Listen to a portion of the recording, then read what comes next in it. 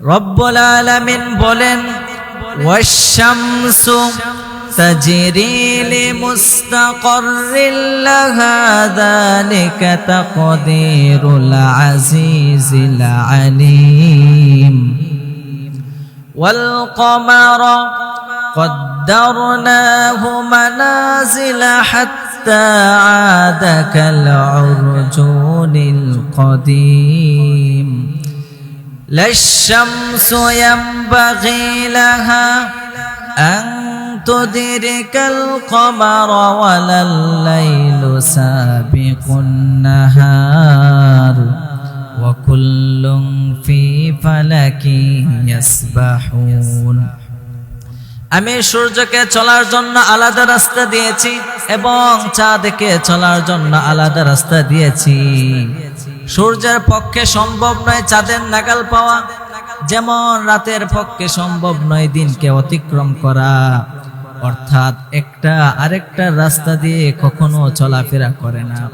এই মহাবিশ্বের মধ্যে যা কিছু আছে সব কিছু তার নিজ নিজ কক্ষপথে চলছে।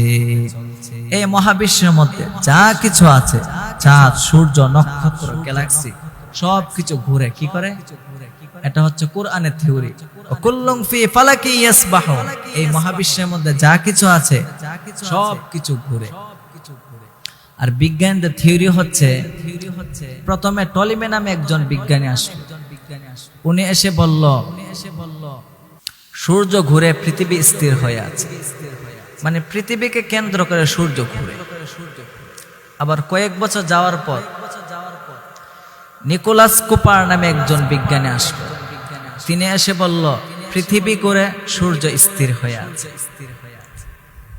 এখন যে বিজ্ঞানীরা আছে বর্তমানে, তারা বলতেছে না, এই মহাবিশ্বের মধ্যে যা কিছু আছে সব কিছুই ঘুরে। তো বিজ্ঞানীরা এই ঘোরাঘুরির সমাধান দিয়েছে মাত্র কয়েক বছর আগে।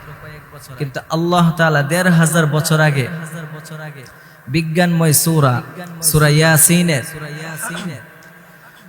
৩৮, ৩৯, ৪০ নাম্বার আয়াতের মধ্যে এই ঘোরাঘুরির সমাধান দিয়েছে। চিল্লায়া বলেন ঠিক কিনা?